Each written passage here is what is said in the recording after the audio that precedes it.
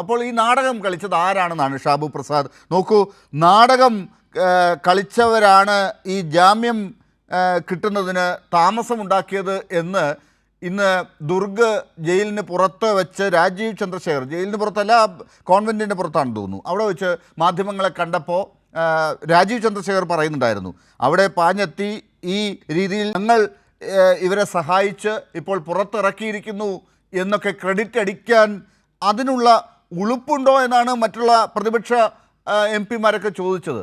സത്യത്തിൽ ആ ചോദ്യത്തിൽ വലിയ അർത്ഥങ്ങളില്ലേ? ഉളുപ്പുണ്ടോ ഇങ്ങനെയൊക്കെ ചോദിക്കാൻ? അകത്താക്കിയിട്ട് ഇപ്പോൾ ഞങ്ങളാണ് പുറത്താക്കിയത് എന്ന് ഒരു പ്രതിസന്ധി ഘട്ടത്തിൽ വോട്ട് പോകുമെന്ന് തോന്നിയപ്പോൾ പറഞ്ഞതിന്. നിങ്ങളുടെയൊക്കെ ഫ്രസ്ട്രേഷൻ എനിക്ക് മനസ്സിലാകും. അത് തൽക്കാലം അതിനോട് സഹതപിക്കാൻ മാത്രമേ കഴിയൂ. ആ കന്യാസ്ത്രീകൾ കുറെ ദിവസം കൂടെ അതിൻ്റെ അകത്ത് കിടന്ന് അത്രയും ദിവസം ഇവിടെ കിടന്ന് ഈ കേരളത്തിലും അവിടെ ഇവിടെ കിടന്ന് കുറെ ബഹളങ്ങളൊക്കെ ഉണ്ടാക്കി മാക്സിമം അതിൽ നിന്ന് മുതലെടുക്കാൻ ശ്രമിച്ച് അതെല്ലാം ചീറ്റിപ്പോയതിൻ്റെ ആ ഒരു വിഷമം സ്വാഭാവികമാണ്. പിന്നെ താങ്കൾ ഉളുപ്പുണ്ടോ എന്ന് ചോദിച്ചത്, അത് താങ്കൾ ആദ്യം ചോദിക്കേണ്ടത് ഇവിടുത്തെ സഭാ നേതൃത്വത്തിനോടാണ്. താങ്കൾ ചോദിക്കുമോ? കാര്യം ഇതിനവർ ഏറ്റവും അധികം ഹൃദയം നിറഞ്ഞ് നന്ദി പറഞ്ഞത് രാജീവ് ചന്ദ്രശേഖരനോടും BJP-യോടും നരേന്ദ്രമോദിയോടും അമിത്ഷായോടും അവരോടൊക്കെ തന്നെയാണ്.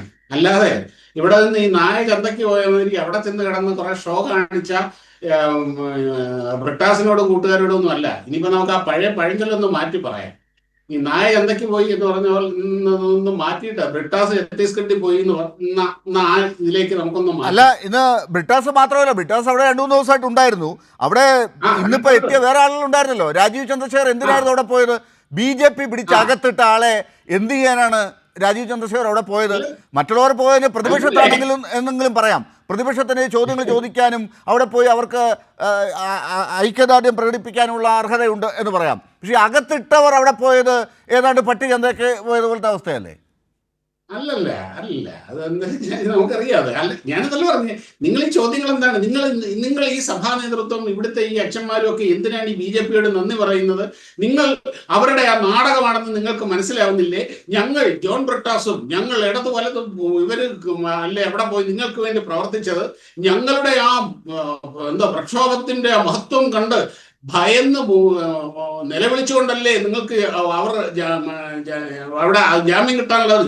ഇതൊക്കെയല്ലേ നിങ്ങൾ പറയുന്നത്? സഭയുടെ നേതൃത്വം മാത്രമല്ലല്ലോ സാർ. സഭയുടെ നേതൃത്വം അങ്ങനെ പറഞ്ഞത് എന്താണെന്നുള്ളത് നമുക്ക് ചോദിക്കാം. അവർ രാഷ്ട്രീയം പറയുന്നില്ല എന്നുള്ളൊരു പൊതു നിലപാടാണ് എടുത്തിരിക്കുന്നത്. എല്ലാവരോടും അവർ നന്ദി പറഞ്ഞിട്ടുണ്ട്. പക്ഷേ ഈ സഭയിലെ വിശ്വാസികളുണ്ടല്ലോ, ഈ വിശ്വാസികളായിട്ട് ആളുകളുടെ പ്രതിനിധികളൊക്കെ ചർച്ചയിൽ വരുന്നുണ്ടല്ലോ. ഇപ്പൊ റിജു പറഞ്ഞത് കേട്ടല്ലോ. അല്ല, ഞാനതല്ല പറഞ്ഞേ. ഇവർ പേരെടുത്ത് നന്ദി പറഞ്ഞ തുടക്കം മുതൽ തന്നെ രാജീവ് ചന്ദ്രശേഖർ എന്ന് പറഞ്ഞത് സഭ ഞങ്ങളോട് സഹായം ആവശ്യപ്പെട്ടു, അതിനനുസരിച്ചാണ് ഞങ്ങൾ ചെയ്തത്. അദ്ദേഹം പബ്ലിക്കായിട്ടാണ് പറഞ്ഞത്. നിങ്ങൾ ആരെങ്കിലും ഏതെങ്കിലും സഭാ നേതൃത്വം നിഷേധിച്ചോ? ഇല്ലല്ലോ. സഭാ നേതൃത്വം BJP നേതൃത്വത്തിനോട് ആവശ്യപ്പെട്ടു ഞങ്ങളെ സഹായിക്കണം. അതായത് വേറെ ആരോട് പറയാൻ? അതായത് പ്രതിപക്ഷ നേതാവിനോട് പറഞ്ഞിട്ട് കാര്യമില്ല, അല്ലെങ്കിൽ CPM-ന്റെ MP-യോട് പറഞ്ഞിട്ട് കാര്യമില്ല. കാരണം അവരൊന്നും അല്ലല്ലോ ഇത് പിടിച്ച് അകത്തിട്ടത്.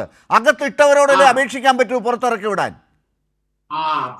അപ്പം കൈരളി ന്യൂസ് ഇരുന്ന് ലാല് തന്നെ പറയുകയാണ് CPM-നെ കൊണ്ടും കോൺഗ്രസിനെ കൊണ്ടും ഒരു ചുക്കിനും അല്ല, ഈ കാര്യം പറ്റില്ല. കന്യാസ്ത്രീകളെ പിടിച്ച് അകത്തിടാൻ അവരെ കൊണ്ട് പറ്റില്ല.